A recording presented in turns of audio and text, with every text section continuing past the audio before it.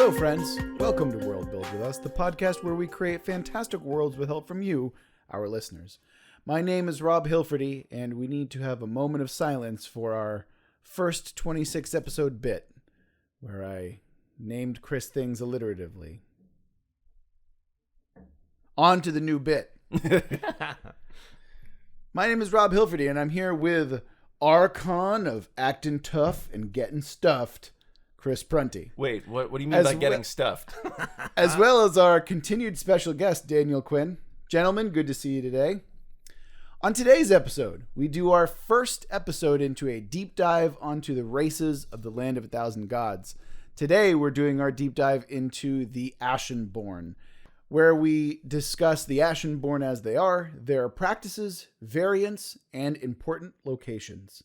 The Ashenborne are my baby. They are the ones who I love oh so very much, and I'm very excited to get going on with this podcast. So for those of you who are just joining us, the Ashenborne are a race of beings who are essentially bound to a particular plane of existence. Whereas normally when a person dies, their soul travels to the next plane of existence to live out their life in an infinite cycle of reincarnation. The Ashenborne have in some astral calamity have been, their soul has essentially been damaged, and they're now anchored to a specific plane of existence. So when they die, they no longer move to the next plane. They actually inhabit a new physical form. However, it's not a physical form that is born anew. It is essentially they inhabit a physical body that is recently dead. So, for example, let's say that you watch a criminal get hanged, and then that body dies, and then all of a sudden a flame of some kind, an astral flame that is emitting, ethereal, starlight, essentially, inhabits just the tip of the crown of that person's head and reanimates. That is now an Ashenborne. And part of the fun of the reincarnation is that the Ashenborne does not necessarily remember very much, if anything, from the previous life that they had. So they could be living a series of lives over and over again and remembering snippets of their previous life or a life from 10 bodies ago. And that allows for a lot of interesting hooks because you are suddenly implanted with knowledge or imagery that you strongly remember.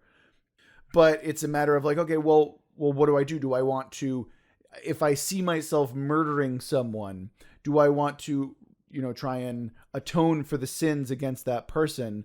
Or do I lean into it and I'm like, oh, I am a bad person? Or, you're essentially approaching certain memories with no context. So you murdering someone could have been in self-defense, or it could have been entirely justified, or it could have been for the greater good. But in your mind, maybe you're a grave sinner and your previous life was a horrible murderer or something like that. And with that in mind, that's the Ashenborne, right? Like it's a race of people who inhabit the corpses, the corporeal corpses of bodies because they're bound into a particular plane. And with that, we're going to go ahead and into variants. Daniel, go right ahead. Now, the idea I had with the Ashenborne, I was interested in a variant of them. And what I really like about them is when it comes down to it, they're really like wraiths or spirits in a sense. They're not really physical beings that populate themselves like other species might. So I was thinking, well, okay, I imagine at first I started with this idea of like this space that's governed by the god of dreams. And this god of dreams, whether the space that this god exists in or its god heart is either like a monolith or a field or some kind of structure. And what this god does is it's trying to attract wayward spirits and souls to it. And it has accumulated a bunch of worshipers who are kind of like either cultists or I picture them as like evil librarians. And what they've done is they shave off a piece of the god heart, and they can imprison spirits in the piece of the god heart, the relic that's created thereby. And so the new variant of the Ashenborne are these cultists who have imprisoned an Ashenborn spirit in an object that the cultist has then bound its soul to. And so they're kind of, in a sense, enslaving the Ashenborn spirits themselves, which would be the inverse of what the Ashenborn typically does with a dead body. So in this case, it'd be a little bit more complex than that as well, because it's not just the physical body. Yeah. You're also the physical body and the soul is essentially entrapping a soul. Yeah, right? exactly. And so these cultists, was I just gave them a working title of like the Exalted. They get power from having an Ashenborn like doubled with their own soul. But at the same time, the Ashenborn spirit struggles for control over that body, and it just slowly destroys them over time. Oh, And much so it like kills the their Ashenborn body. actually does. Yeah. So it's basically like a power up that eats away at you. It's Yes. kind of like a symbiote from like the Spider-Man universe, like Yeah. the Venom, for example, like eats away at you, but Yeah, over Fights time. for control too, and sure. So these cultists know over time, or calling it cultists, they could just be like a group of worshipers unto themselves. Like they know they have a ticking clock, but they're interested in gathering knowledge about the spirits they imprison and contributing it to the God of Dreams. now so they are cultists, but they're followers of the God of Dreams. Exactly. Yeah. Okay. Yeah. And all right, so what about these are Ashenborn? Because it sounds like with like the God of Dreams and everything, it's not necessarily an Ashenborn, or rather a variant of an Ashenborn, but just something that's happening to the Ashenborn. So what's different about them in this way?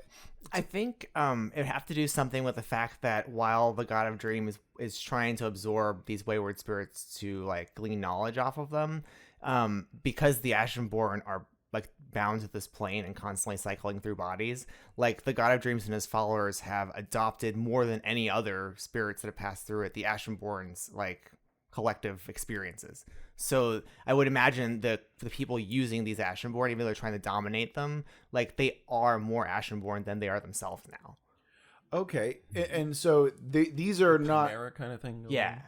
on? What was that? Like a chimera kind of thing going on. Oh, okay, Yeah. yeah. So it's a matter of an astral chimera type deal. Okay, that also cool name for a monster. Astral Yeah. chimera. Astral chimera. That's pretty awesome. Yeah. And it's open. Like I didn't really think too much about what the effect would be, but we come up with that. Yeah. I also like the idea of it being the God of Dreams, mainly because I feel like their memories are like a fading dream. Yes. Like what was real, what's fake. Like for an Ashenborn, that has to be a whole other mindfuck. Because I mean, maybe that's part of what the cult allows them to bargain is like, let's help you sort this out by joining with us. going into the mindscape of memory and everything, and awakening those memories through dream. Because I'm not sure if anyone has ever had that problem of where you wake up and you're just like, wait, no, that didn't happen. That was a dream. For Ashenborn, that has to be extra bad because you're just like, all right, did it happen? Or Was did I it die the again? past? Oh wow. Yeah. Or, all right, should I even act on this? That's a really good point. Yeah, that's really fascinating. I was thinking like as well, it's like, is there a collective? Because maybe when you're binding these Ashenborn, it's not just a matter of assimilation and, you're kind of using them and binding them, but you're also absorbing all of their thoughts and past lives into a collective. Yes. So it's like a giant pool of memories and dreams that you're drawing Like from. I picture it as like almost like a library of these spirits, and it's populated largely by Ashenborn. Yeah. The God of Dreams' domain. Out of curiosity, when this vessel is burnt up by the Ashenborn soul, what happens to the shard? Can it be reused into something? I don't know. My thought was that the shard is used to kind of like as almost like an antenna to bring the spirit into this individual, but then the spirit's in you now and it eats away at you. Because in a way, I don't think some Ashenborn would be inherently opposed to being just like, all right, what if my previous vessel could write down all of its memories and the next person who gets me has more of a living document to work off of than just, yeah, I was hung. That's all I remember. Shut up. Don't. Grammatically, that means that you just have a large penis. Fucking hate you. Hanged is when you're hanged by a rope by your neck until you're dead. Just so you know that we're out there. You know, it was both, and it was autoerotic. With your own dick? Yes. You're hanged by Asphyxiation, your own you dick? son of a bitch. But to Chris's point here, that's what I was thinking of. Like, how do we give the Ashenborn a kind of culture, right? If they're constantly disconnected with every death, this is a means for them to do it, but they're giving away a little bit of their autonomy through the God of Dreams. Great point. Yeah. Chris, what was your variant on the Ashenborn? So my variant was going to do what Daniel likes to do and break rules a little bit. Sorry. And where I was wondering, what happens to the souls of the Ashenborn after the cataclysm, like the God Blob, were to come through? They're tortured for, I don't know, maybe a millennia. I don't know how long things are going back there. But I want to say that after a long amount of time, one of them might get spit into our world. And I want those to be like what we spoke of way back, which were like the Harbingers or the... Oh, yeah. Yeah. So these are if there's a mind still there, they are the mad doom prophets. So these are, yeah, that makes a lot of sense. Because these are now, I've seen it, I've been ingested, and I've been consumed by the apotheosis. Ashenborn don't have any memories. It's just like, all I have is a million years of torture and pain. So in a lot of ways, they're like ellipse, like just constantly racked with like mind-bending torture. Yeah, Like agents of chaos. and I believe like some of them probably have no mind left, but the ones that have the will or the strength God. to have any of their sanity left are just like, we have to prepare this world because I'm not going back.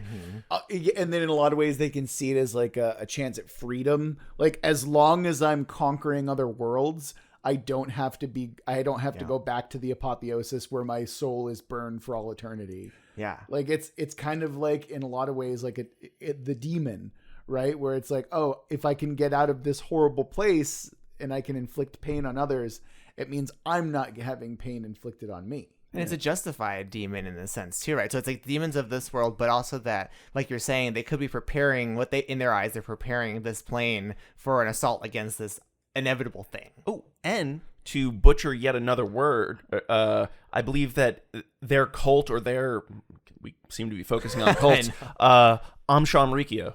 Yeah.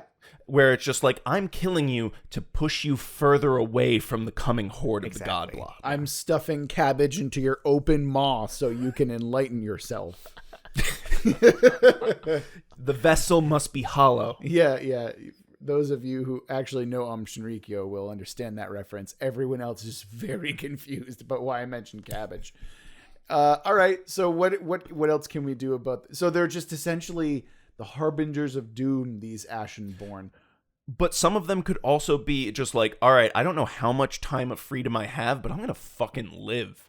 They're hedonists. Bacchanalian. Yeah, where they're just, or like murder, death, everything. There could be some who are like super nice and they're like, no, you must heed the coming thing that is happening to us. And there's other ones that are just like, man, I don't know if I got 50 years or 5 minutes, but I'm going to fucking live it. Actually, that is really horrifying when you think of like the good guy who is like has the burden of trying to warn people of the coming apotheosis, and it's like the guilt that they feel because they're like, I know I'm part of this, I am so sorry, like all of that coming to bear. And also when you said like, hey, I'm gonna just live it up in Bacchanalian and do whatever I want, I have to think of the Joker.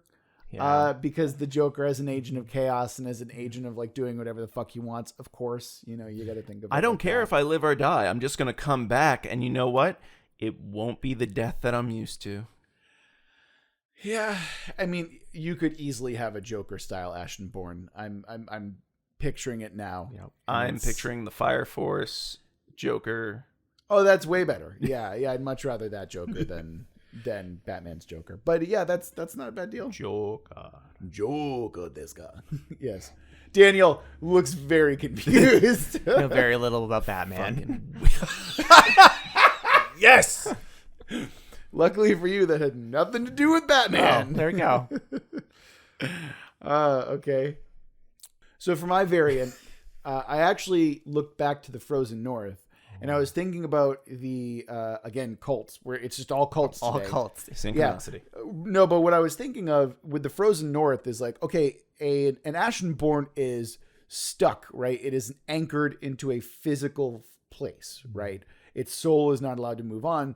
And so, of course, I thought to the Portal of the North, where you have a chance to move on to another plane of existence, right? So why wouldn't there be this group of Ashenborne, the pilgrims, essentially, who are heading north to try and be like, okay, this is my way out. Yeah. And then I was thinking about it even more, and why wouldn't all of the people in the cult be Ashenborne to start and then come out as, like fixed or air quotes, finger quotes, regular again? It's like in a lot of ways, if you sell it to the Ashenborne as this is your way out, this is your way to be whole again. Mm-hmm. Realistically, right? Think about it from their perspective. Even if they don't get to soothe the burns and everything like that they're used to, then at least they get to move to a different plane of existence, which is different for a lot of them. And that's kind of the idea that I had for the variant, where it's the Ashenborne that come back from that portal, where there is something even a little bit more off than normal. It's like this group that has turned fervent and even more zealous than before. Are these cult, like this particular group of pilgrims, like, do they also exist in other pockets of the world, all trying to reach the north?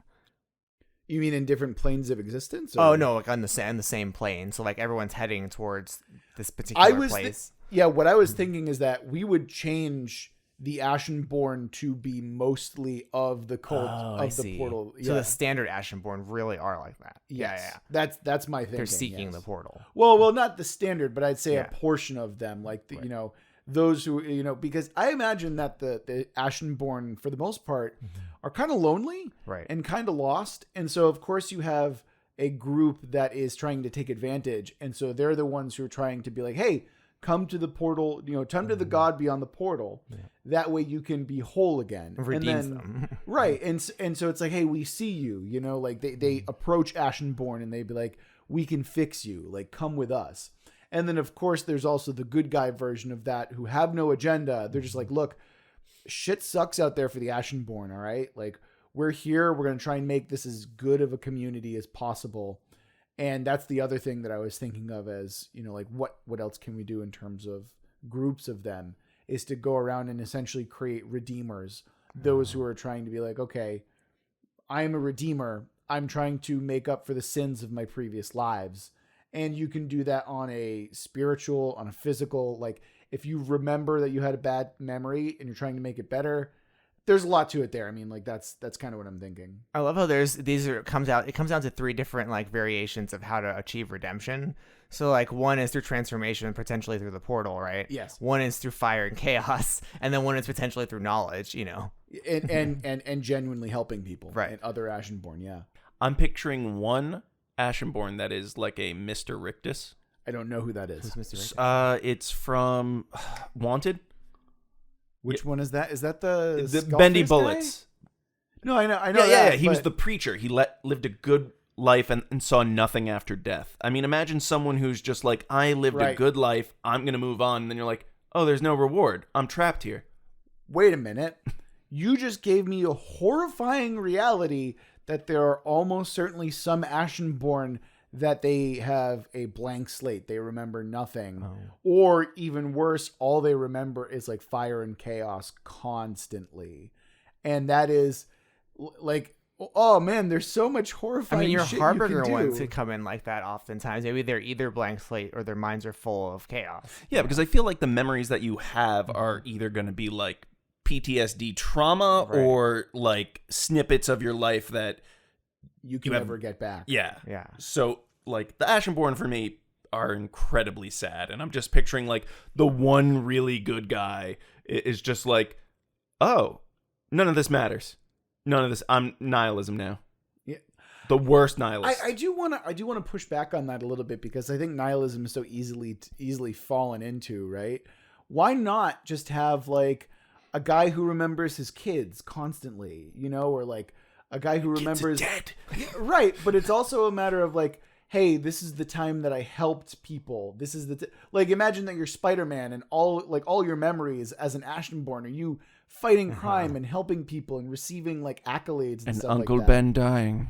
Yeah. Well, no, you might not even remember that, but also like how does that weigh on your soul and your mind? And I mean, your they're all psyche? melancholy. So even for example, if they're good memories, there's always a sense of melancholy. Right. I think with will I Ashenborne. ever measure up to those memories? Exactly. Again? Yeah. That's the other thing. You can't get away from like the goth like phase. They're a of weary. the Ashenborne. They're kind of edgelordy. You know, a little bit. Ethereal hair just covering one eye. They're slightly Absolutely. edgy. Yeah. Yeah. Whatever. That's what I like about the Ashenborne is Yeah. because like yes they're slightly edgy, but it allows for character development. You can choose how they're edgy. Well, no, you can actually choose to not be edgy Oh. anymore because you're like you like maybe one goes to Shaolin and comes back and it's like that's who I was, not who I am. What optimistic. matters most is what I do in this body and in this life. Oh, that's cool. Yeah, a lot of their story arc would be finding themselves. Yeah. Absolutely. Yeah, you can have like a Jedi story arc easily with that, right? You know. I thought you hated Star Wars. Oh, I do, but I mean, it lines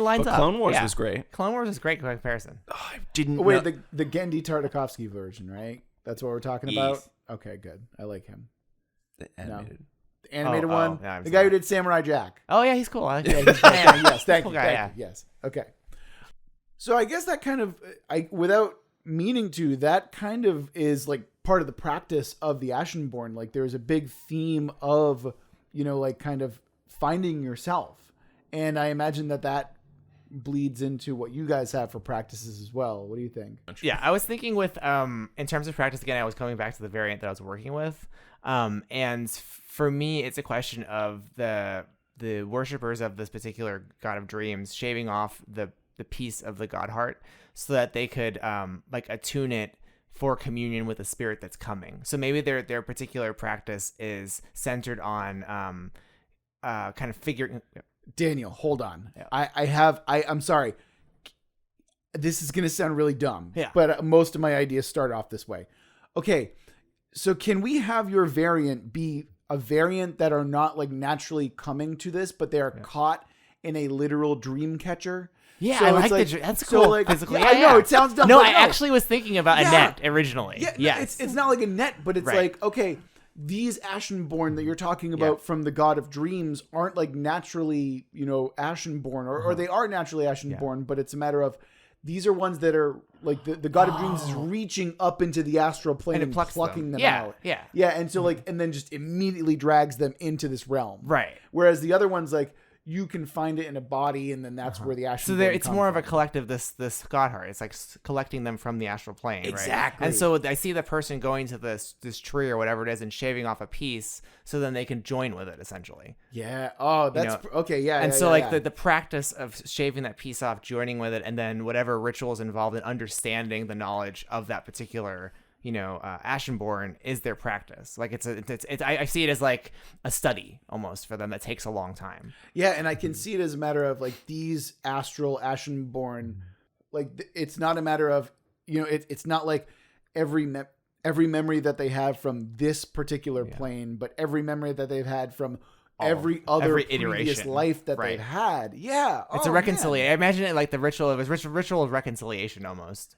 In order to Yeah. join the souls into one body. All right, yeah, okay. I'm sorry, I had that. I I had like to get that out. Yeah, I had to get it out. I needed a way to I couldn't figure out like what the structure was. That's what I like that idea. That it's like a tree or a net absorbing these things. Wait. Oh, well, okay. Hold on. Now we've got to go with this. Why not have the God of Dreams just be a giant spider, and it's a spider web that's essentially cool. you're catching souls. It's as a they spider drift web across the whole landscape. Yes. A living, the tendrils are living and ethereal. They're ethereal spider webs reaching into different planes. Absolutely. Yeah. Absolutely. There you go. So you just see like this canopy, and it's like In the sky. stretched. Yeah. Yes. Like stretched with spider webs. Yep. And And so, whatnot. and then the object is they take a spindle of it, the thread, a spindle of the spider's thread. Yeah. Absolutely. And I mean, not only that, but obviously thread is a binding. You know, like why not? Like it all To makes bind sense. themselves. Yeah, I like that. Woo! Oh man, yeah, let's go, baby. That's good. All right. Chris, what was your practice? I hate spiders. Yes, I know.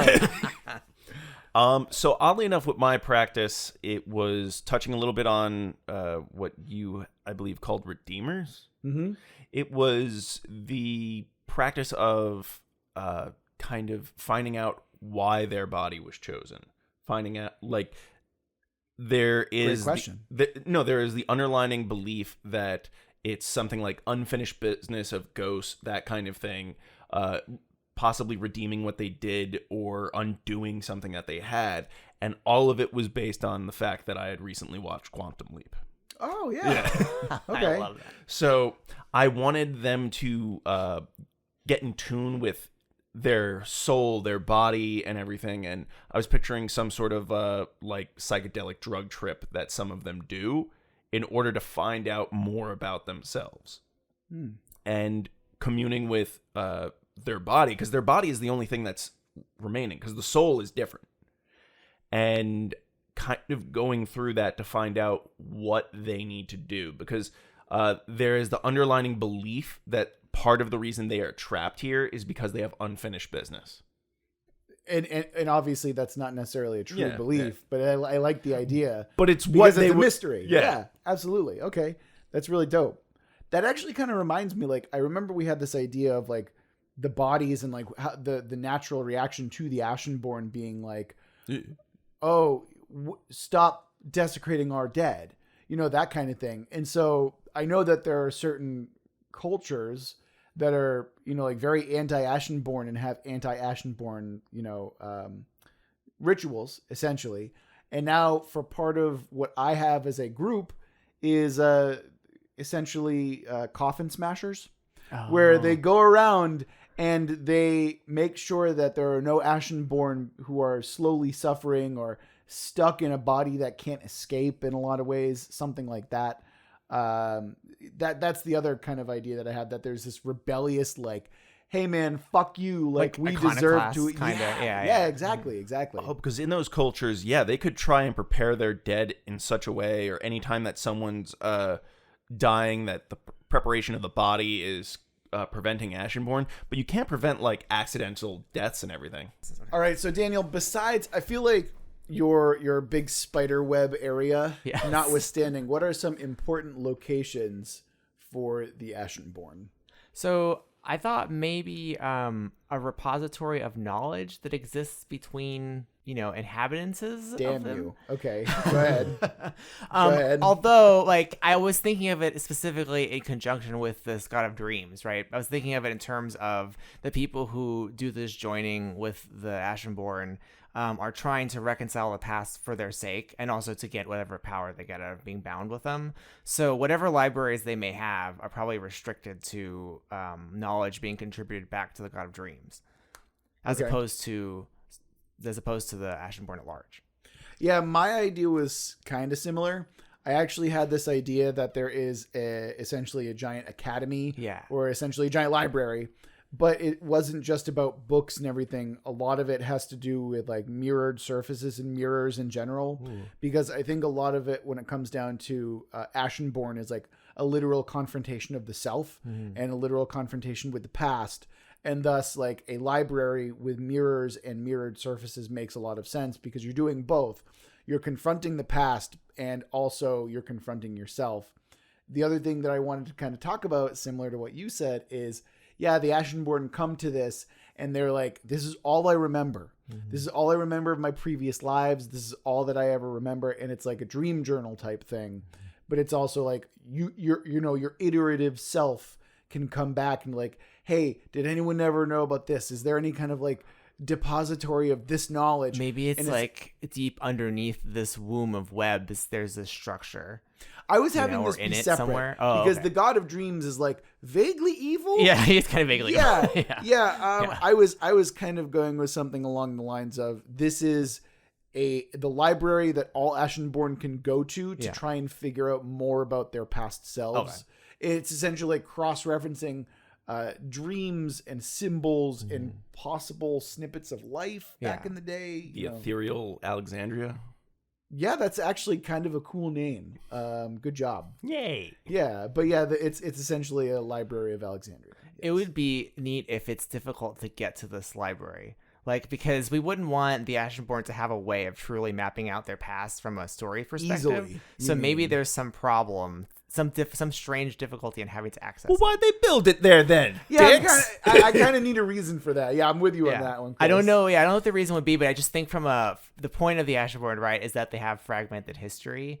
So, like, if we have the library, right, which I love, there must be maybe a danger either in accessing it when you find it, maybe it's easy to get to, but there's a danger once you use it, or it's difficult to get to.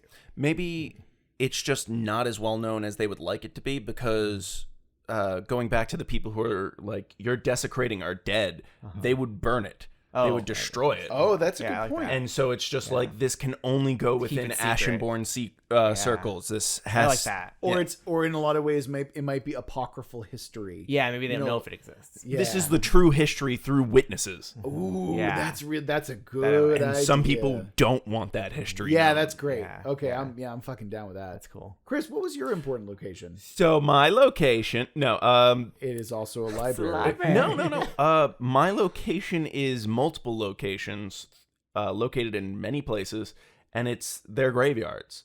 I feel like they take a special role when one of them dies and eventually burns out. And I was picturing this kind of large structure that is almost built out of the Ashenborne, because I feel like they would literally become ash. And then I thought of ash concrete and like Roman concrete of being incredibly strong, and them just building this kind of large structure. I was even thinking when you were saying that of the structure could be made out of Ashenborne, but then I was just like, it's a little bit grim, but also at the same time, like, I picture this weird ethereal like substance from it, where it's just like, this is our dead, this is our history. Yeah, why not? Like that's I honestly, it's a matter of respecting the dead more than anything else. And to build upon the library, the ethereal library, I could picture these small grave sites also being where Ashenborne will put their memoirs, as it were, to be like, here's everything I remember. This was my name. This is who I was. If I die, maybe I'll be buried here. Like if they live locally, they might also be traveling, and they're just like, I want to make sure that this is known. And then the record keeper or the person who manages that site could be Ashenborne, could be human, could just be a series of people. He tries to get that kind of stuff to the ethereal library. Oh, okay. Not only that, with the Ashenborne in particular, I always imagined that more than the other races, they really know when their lives are going to end, because you can see it physically as their physical body burns more with ethereal flame and whatnot. So of course, once you get down to like the tips of your extremities, like, you can kind of start to plan for the end, essentially, and you watch as that spirit literally turns to dust. But no, I think for some, like you're suggesting that it's a matter of like frantic, like, oh God, I'm going to die, let's get it all out. But they see it coming. No, but that's what I mean. Like, I think for the Ashenborne, when they die, it's a lot more peaceful. It's a lot, because they know they know that it's not the end, right? Because they've lived so many lives previously. And two, they're kind of like, I can see it coming. It's, like there's the 10 stages of death. And if eventually when you get down to your last big toe, it's acceptance. You've understood that, like, hey, this is how I'm going to go out, and that's fine. Deny. Yeah, you grew up Catholic, so yeah, that makes sense. I mean, I like the idea too of graveyard as legacy. As a means to I record think that's history. really cool as well. Yeah. I think that graveyards as a site is very important. That's a very good point. I also feel like they don't want their dead next to other people's dead for just the way that some people may view that. It's just like one of them rises up and it was just like, hey, let's fuck them up over there. Well, wait, there's no physical body that the Ashenborne have after they die. They just inhabit a new one. Yeah, but people who are racist, you think that they wouldn't just beat up someone who looks similar to them? Maybe. Maybe. Yeah, that's fair. You're not the one who did it, but fuck you. That Otherwise sounds known as the completely- police. Yeah, wow. Oh! Wow. Look, let it be known that we're friends with the police over here. However, we also understand that the police as an institution is not necessarily. Yeah, my dad's a cop, and he never beat me. Wait, your dad's not a cop. He was a cop. He was a cop too. Yeah, he almost did the trifecta. He was an altar boy, he was a firefighter, and he was a cop. Oh, I man. didn't know that. Oh. I also didn't know that was a trifecta. The Irish trifecta of Irish trifecta. yeah. priest, cop, firefighter. I didn't know that. Okay, altar boy is not nearly the same thing as priest. That's what I was saying. Like, he could have gone the distance. Oh, that's but I don't right. think there's anything like a firefighter cop chaplain. Could could be. They need it. And also, he's far too lazy to be a priest. Hedonistic. Oh, okay. I was gonna say I'm like lazy. Oh wait, no, Irish. I've watched some shows about Irish priest. What, like the Vicar of Dibley? Yeah. Yeah. Okay. Oh no, were you thinking about Father John from the BBC? That's a good. One Both. too. Yeah. Okay. Yeah. All right. With that in mind, I think that is that about it for the Ashenborne? Do we have any other looming questions about the Ashenborne that we can maybe discuss? Or I mean, they seem like really flexible from the perspective of that they're not like one culture or one physical manifestation. yeah, I think this is going to be one of the more difficult deep dives into the races because they are such a disparate culture overall that they really assimilate well into other cultures. So yeah, you can. That's a good point. I have a question. Their flames or their ethereal starlight, is there a common color to it all? No, I think that it's entirely up to like when I think of it, like I think that's part of what makes the Ashenborne so unique is what does your starlight look like? What does your ethereal flame look like? It allows for customization, for personalization. You know, it's not like everyone burns the same color. It's a matter of how does your soul burn? I could see, if I'm thinking along the same lines that you're thinking, like of the 3 groups we created, is there a distinctiveness, not necessarily color, to the way they burn? Like, for example, or is there a superstition that it's just like, oh yeah, you know, the ones that burn red really temper, right? Like that kind of thing. I imagine that that's a cultural thing. Yeah. Like, it doesn't have to be true at all, but I do believe that some people would. Oh yeah, draw they a would correlation. they would prescribe whatever kind of. Having seen so many harbingers who are like constantly burning tremendously, they think, okay, maybe that's what the harbingers generally are, you know. And that's the other thing. Like when I say burning, I mean like it could come off as like a ghostly flame. Yeah. But it could also just as easily, like if you know the Nyxborn from Theros, they're like when you see like their physical bodies. It's like a star field. So it's a matter of, oh, look, it's the Milky Way galaxy, or it's like the Horsehead galaxy, just like essentially shimmering off of them. Oh, that's cool. Yeah. So I have that in mind as well, where it's not always a smoke or a flame, but I mean, it's I can picture of, my evil librarian Ashenborne having like a glowing webbing that is their burning, you know. Absolutely. Yeah. Something along those Spidering. lines. Yeah. Do Ashenborne vape? They vape themselves. I mean, well, that's the other thing. Physiologically, they're identical to the body that they have. So it's like, except for their lifespan, it's a matter of they can still get drunk. They can still have drugs. They can do all the fun things that mortals do. What happens when the fire reaches past like their esophagus and other things that are important to it? It's spectral, right? Magic It's spectral. Did it. Okay. It's spectral. Yeah, exactly. They can still drink and eat and consume, and they still need to do those things. I'm sorry, what was that? You didn't actually say anything into the microphone, Christopher. Go ahead. I didn't feel like it was worth noting, but I was curious about defecation. Oh, of course. Is it ethereal? I mean, it's part of you. smoking. I mean, eventually, probably. Yeah. I mean, I'm sure we've all taken steaming shits before. God. So, Oh God. Yeah. This is your fault. You asked I the know. question. I know. No, that's why I didn't say it into the mic. Yeah. Oh. And this is why That was on purpose that look, time. and this is why we have to get into the nitty gritty and show like fatal levels of dilation. Ashenborne going sex, on. though, it's the same, right? Of course, yeah. Although, of course, there will be some people who, you know, paint it in an exotic light, like, oh, you've never had an Ashenborne, that kind of thing. So that means there's like spectral genitals, is what you're saying. Yeah. Okay.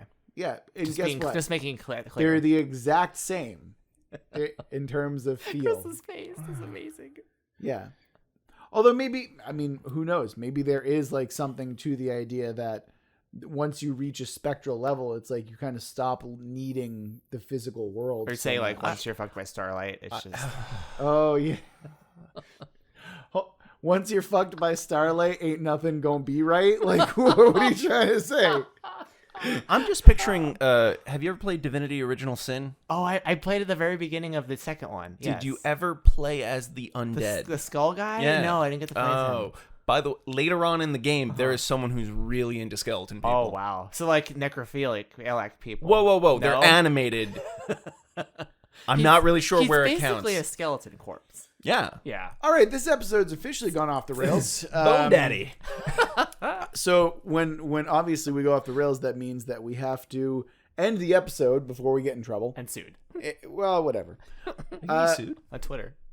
What? So this will wrap it up for this episode of World Build with us. Just a quick reminder, we are going to be at PAX East this upcoming week. So if you want to come out and join us and say hi, that'd be pretty cool. So just know us by our voices, not our faces or anything like that. No. But yeah, no, if you do want to meet up, if you're planning on going to PAX East and you want to meet up for any reason, go ahead and shoot us an email at worldbuildwithus@gmail.com, or you can go ahead and follow us on Twitter or shoot us a DM on Twitter at Let's Worldbuild, and we will see you next time. And obviously, until then, we love you very much. Be safe out there. Good night and good luck. You're never going to be that classy, Chris. Yes, I am. No.